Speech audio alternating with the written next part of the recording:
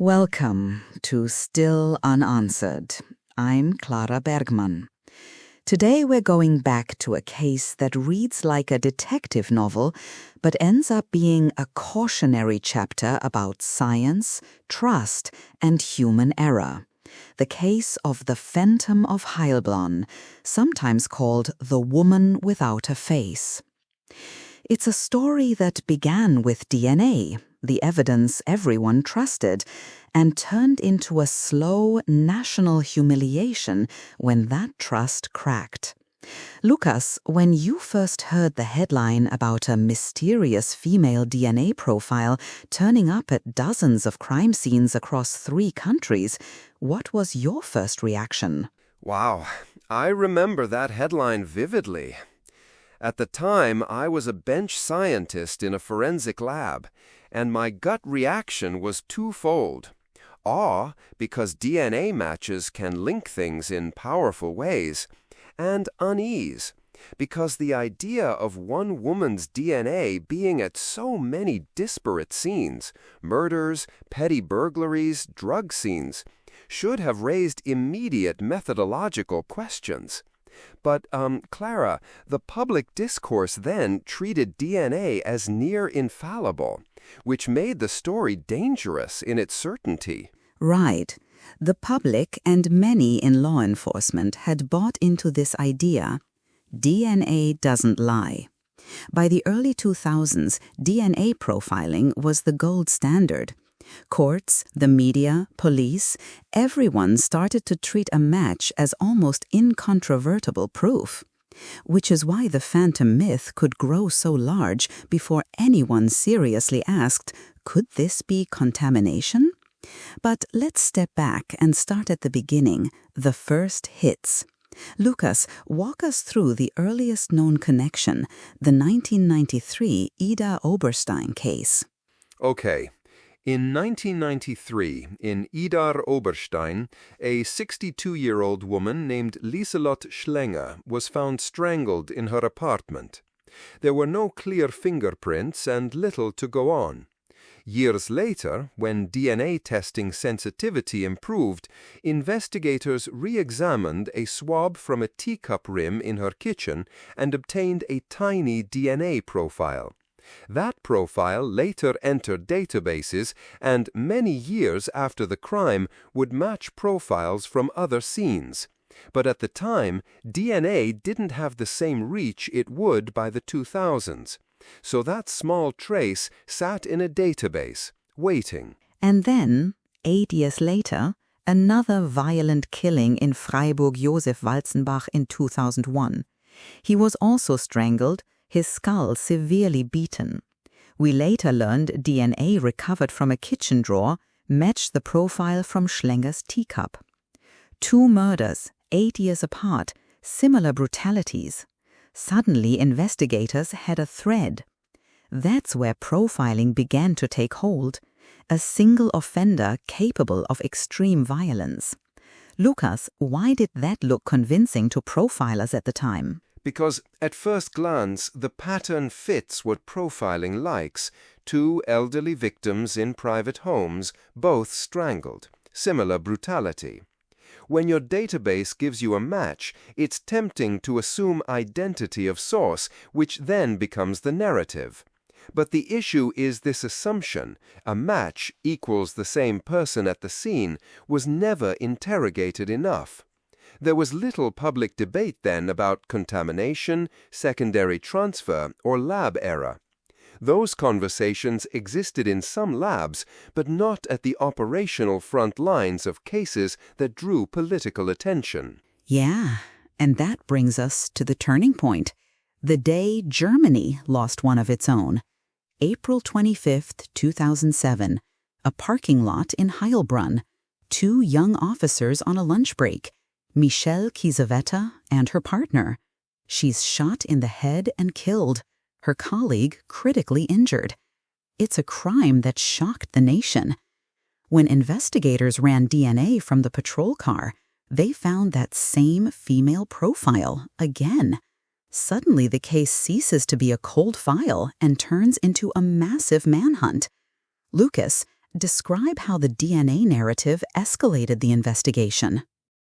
It escalated almost immediately because this wasn't just any crime. It was the murder of a police officer in peacetime, which is extremely rare and politically explosive.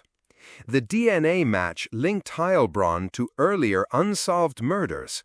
That gave police the sense that they were hunting a serial offender with a wide repertoire: burglaries, violent assaults, even the murder of an officer. Task forces mobilized, rewards grew, and the phrase "Die Frau ohne Gesicht," the woman without a face, entered the media lexicon. It became less about fragmented evidence and more about a mythic adversary. And the myth grew quickly. Over the next months, investigators across Germany, Austria, and even France began finding that same female DNA profile at all kinds of crime scenes, over 40 of them by some counts.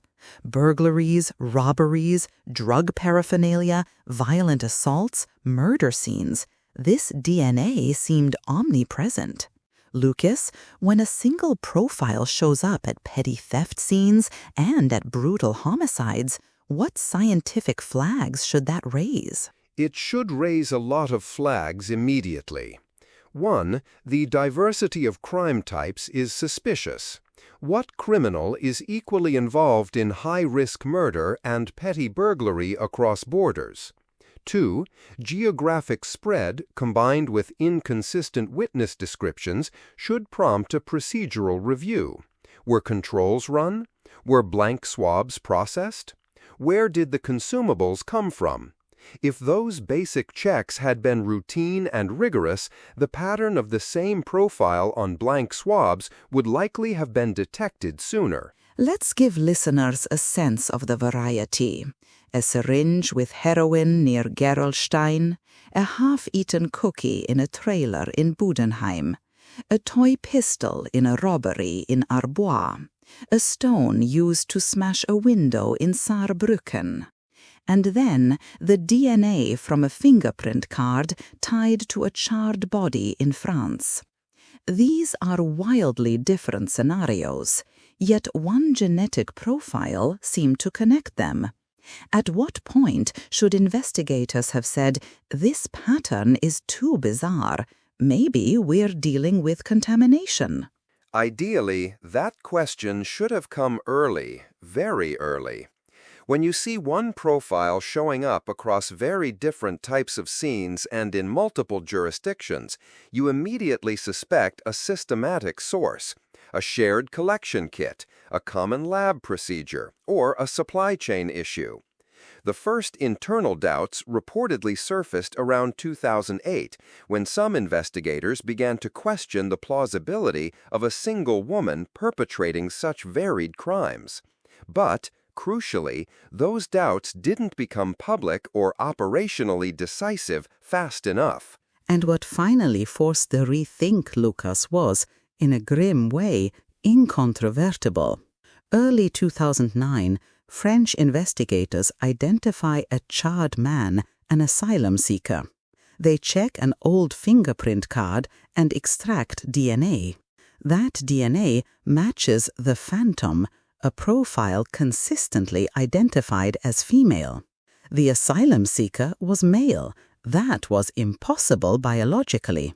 That's when suspicions turned from, this must be one extraordinary criminal, to, we are looking at contamination. Yes, that match on the fingerprint card was the kind of contradictory evidence that couldn't be papered over by imaginative profiling. Prosecutors and labs then reconsidered the chain of evidence. Which swabs and consumables had been used? Could the same batch have introduced the profile? What about unopened batches? Those steps led to a very uncomfortable discovery. Multiple swab batches were contaminated with the same female DNA profile. And that profile, as investigations traced it, matched DNA from a woman who worked in packaging at a medical supplies plant, someone who had never been at any of the crime scenes.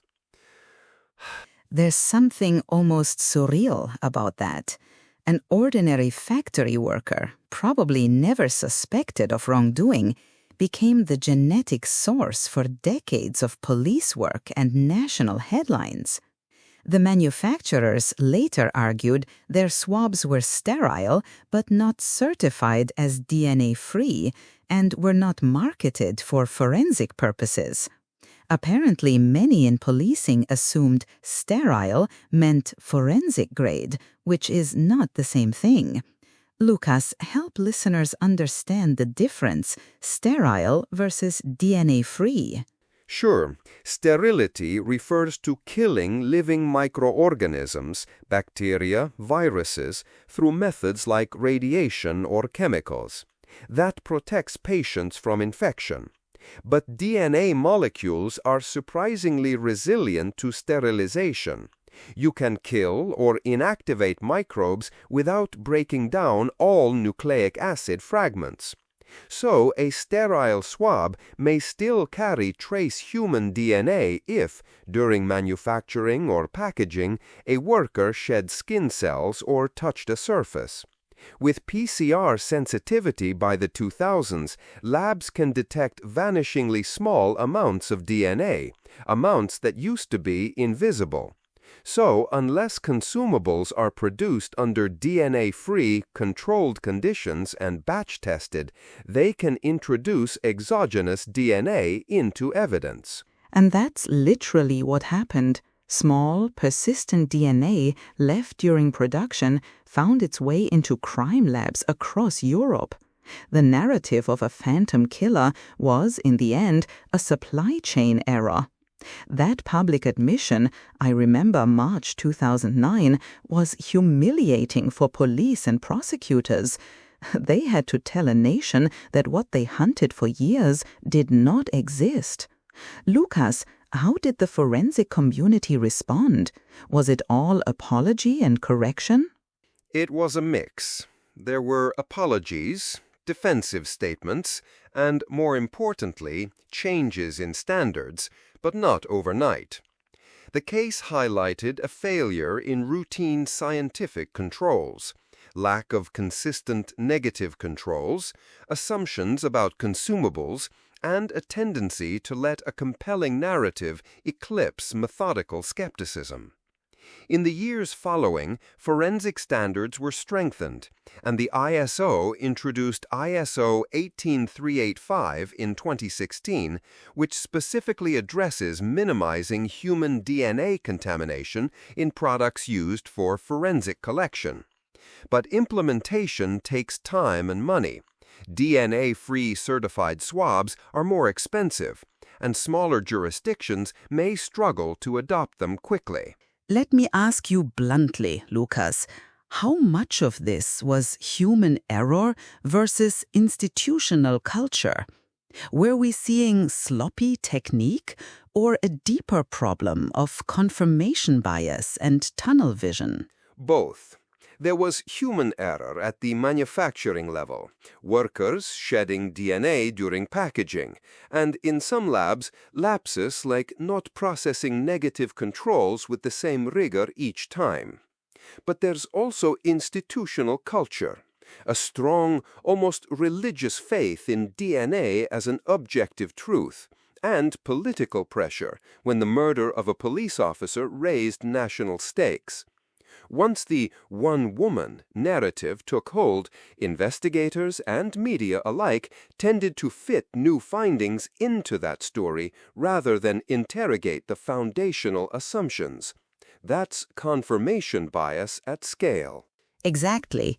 And the media sensational headlines like "Germany's most dangerous woman" fanned the flames. The story had gendered overtones, too. The idea of a female serial killer is rare and thus headline-grabbing. That made the phantom myth more compelling and resistant to doubt. But while the public was captivated by a mysterious woman contaminating crime scenes, there were real human costs. Let's go there. The victims, Lieselot Schlenger, Josef Walzenbach, and above all, Michèle Kiesewetter, what happened to their cases when the phantom narrative took over? Their cases became entangled in a distracting narrative. The families had to endure years of investigations chasing the wrong lead. In the case of Kiesewetter, the situation is particularly painful. Even after the Phantom was debunked, her murder remained unsolved. That is crucial. Discrediting the DNA trail didn't mean the violence stopped being real or the search for perpetrators ended. Instead, it meant investigators had to step back, reevaluate, and, tragically, start nearly from scratch in a case that had already consumed enormous resources and public attention. Yes, 16,000 hours of overtime reportedly spent by task forces hunting the Phantom, rewards eventually raised to €300,000. Enormous investment of time, money, and attention. And, as you said, the human toll on families is enormous. They watched a narrative grow that was captivating but ultimately false, while the actual culprits, if different, remained free. That's one of the darker parts of this story. A false lead can not only delay justice, but reshape an entire investigative priority. Lucas, in forensic terms, what structural changes did the Phantom case provoke? It led to several important reforms in forensic procedure and product standards. The most formal response was ISO 18385 in 2016, which sets requirements for minimizing human DNA contamination in products used to collect and analyze biological material for forensic purposes. Things like production in DNA-controlled environments, batch testing for contamination, and traceability of manufacturing lots. Many labs began demanding DNA-free certified consumables and to consistently run negative controls. The case also amplified conversations about secondary DNA transfer and how juries and courts should be instructed about the limitations of DNA evidence. But, again, change is uneven. Cost and institutional inertia mean some practices remain suboptimal in places. Let me pause here and just say, for our listeners who don't work in labs, that idea of secondary transfer is important and unsettling. It means DNA can travel from a person to an object to a crime scene without direct contact by the person whose DNA is detected. So a match doesn't necessarily prove someone was at the scene. That nuance was practically invisible in the public conversation when the Phantom story went national. Lucas, can you give an example of secondary transfer that's not hypothetical? Certainly. One of the forensic examples referenced in the broader discourse is a piece of evidence like a cookie eaten in a trailer. If someone touched the cookie packaging earlier, or if a swab handled by a contaminated glove technician was used, the DNA could appear on the cookie without the original person ever being there. Or consider a syringe found in the woods. If an investigator or a supply chain worker had shed skin cells onto the packaging that later contacted the syringe, the DNA could end up on it. These are not hypothetical. They are plausible routes for DNA to travel, and they're exactly the kind of mechanics that made the Phantom profile stick to so many different items. And that's why negative controls are essential. Blank swabs processed alongside evidence to check for background contamination. The Phantom case is called, by some, a textbook failure of basic scientific controls. Lucas, do you think that failure was due to lack of training or more the culture that assumed controls weren't necessary because sterile was good enough? Both factors played a role.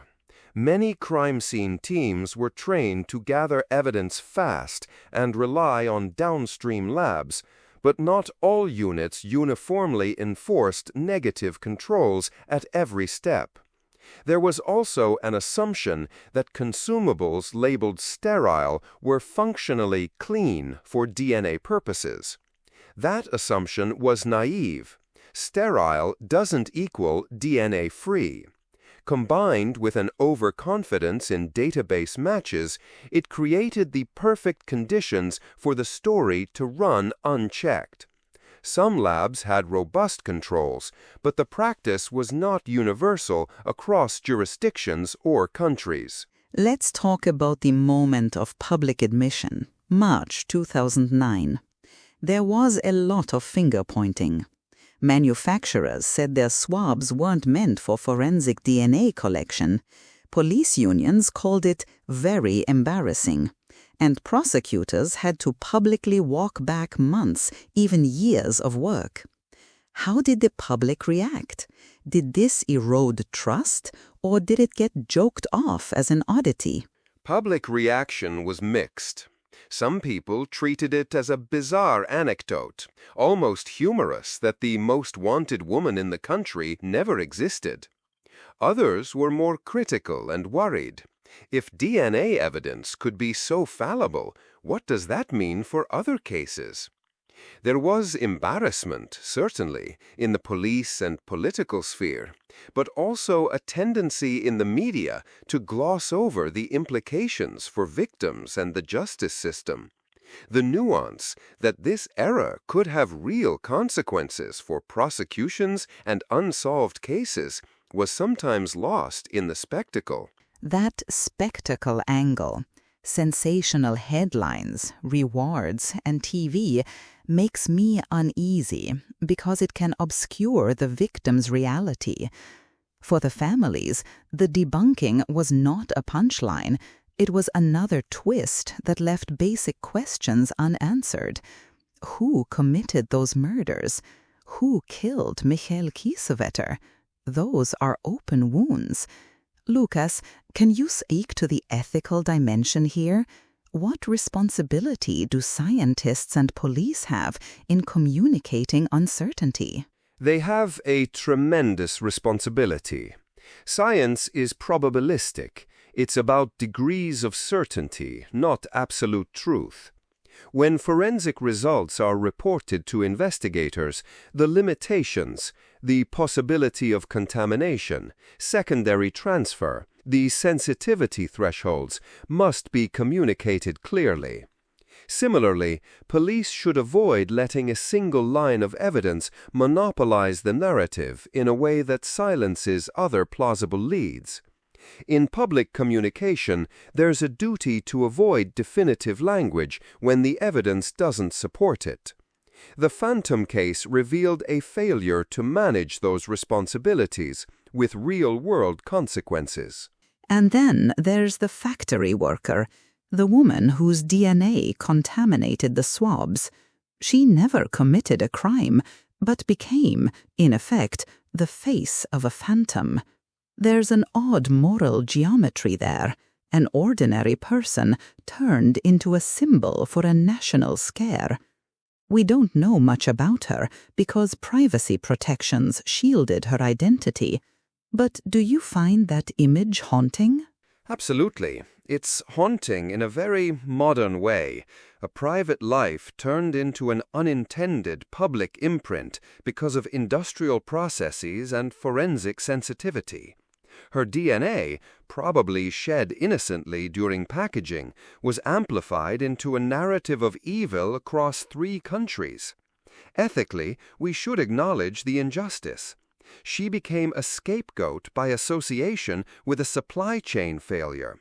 Even if unnamed, the idea that an innocent person's genetic trace catalyzed so much accumulation of fear is sobering. Let's move to consequences. ISO 18385 was a key response. It formalized production standards to minimize human DNA contamination in forensic products. Lucas, can you outline what ISO 18385 requires and why it matters? ISO 18385 sets out requirements for manufacturers to minimize human DNA contamination in products used for forensic purposes. It includes producing consumables in DNA-controlled environments, performing routine batch testing for human DNA, documenting traceability of lots, and implementing quality management to prevent contamination during production and packaging. It matters because it establishes an international baseline, so police and labs can demand certified, DNA-free consumables and reduce the risk that a supply chain error will seed multiple investigations. But despite ISO standards, you and others have warned that small, less spectacular contaminations still happen. The Phantom case was dramatic and visible. Smaller contamination events might quietly influence cases without ever being recognized. How realistic is that concern? Very realistic. The Phantom is a dramatic example because the contaminant profile showed up so widely that someone eventually noticed the pattern. But smaller, more localized contamination, either from personnel, equipment, or supplies, can introduce trace DNA that then becomes part of a piece of evidence used to convict or to focus suspicion. Those cases are less likely to be caught because they don't create an obvious cross-jurisdictional pattern. That's why routine negative controls, batch testing, and careful reporting of lab contamination histories are crucial in every case. That leads to an uncomfortable legal question. Should DNA alone ever be enough to convict? Many forensic scholars argue no. Lucas, given the Phantom story, how should courts weigh DNA evidence going forward? Courts should treat DNA as powerful but context-dependent. A DNA match should corroborate other, independent evidence, witness statements, fingerprints, motive, opportunity, rather than being treated as a standalone proof of presence or guilt. Judges and juries need training about contamination risk, secondary transfer, and the limits of detection. Transparency from labs about controls run, blank sample results, and potential contamination incidents should be part of the chain of custody disclosure. When DNA is the only link, courts should be cautious and seek robust procedural assurances. And yet, human systems drift. Budgets are tight, and more expensive DNA-free supplies can strain smaller jurisdictions. The Phantom case pushed standards forward, but did it change practice everywhere? Lucas? It changed practice on paper and in many major labs, particularly those working high-profile cases. ISO standards helped, and many agencies moved to certified consumables. But resource constraints and human factors mean uneven adoption. Training gaps persist, and in some places old habits remain. So while the high-profile error of the Phantom is cited in conferences and policy papers, day-to-day practice still varies. That uncertainty is one reason the case is still instructive, because it shows how hard systemic change is, even after a major debacle. Before we close, I want to come back to one particular painful fact. Michèle Kiesewetter's murder remains unsolved. The Phantom was a distraction, costly, embarrassing, and consequential, but it didn't solve the central crime that pushed the country into overdrive. For the families and colleagues, does the debunking of the Phantom represent progress or another dead end? It's complicated. On one hand, debunking the Phantom removed a false lead, which is necessary for scientific and investigative truth. On the other hand, years and resources were spent chasing an illusion, which may have diverted energy from other lines of inquiry. For families, that's a bitter calculus. Relief that a phantom wasn't the murderer, but pain that the real perpetrator remains at large, and that the path to them was, in part, obscured by institutional error. Clara, again. I want to end with a set of questions for our listeners to sit with. If DNA, the modern symbol of objective certainty, can be so brittle in practice, what does that mean for our justice system? How many smaller, less visible contamination events have shaped outcomes we'll never fully see? And perhaps most haunting, is the greater mystery the phantom we chased for years, or the many mysteries that remained while we did? Lucas, final thought. My final thought is this. Science is powerful, but it's not infallible. The Phantom of Heilbronn reminds us that method matters as much as technology. Robust controls, skepticism, transparency, and international standards help, but human fallibility and institutional pressure will always be present. We must treat forensic evidence with respect and with humility. When we do, we reduce the chance that a single factory worker's DNA becomes the basis for a decade of misdirection. Thank you, Lucas. And thanks to you, the listener, for joining us on this difficult, strange journey. The Phantom was not a woman prowling across borders. She was, in a sense, an error that shows how quickly trusted tools can become instruments of confusion when standards and skepticism fail. We'll include sources and reading suggestions in the episode notes if you want to dive deeper. If you have thoughts or questions about this episode, write to us. We read what you send. Until next time, this is Still Unanswered. I'm Clara Bergman. I'm Dr. Lucas Reinhardt. Take care. Oh, Lucas, one last small question before we sign off. Do you ever think of that anonymous worker? Do you imagine she ever learned the role her DNA had played? It's hard to know. The report suggested privacy was respected, and perhaps she never fully grasped the national attention her DNA triggered. But I do think about the ethics. In future, we must build systems that avoid turning private lives into evidentiary noise. That's the real, ongoing lesson. Yeah, strange world we live in. All right, good night.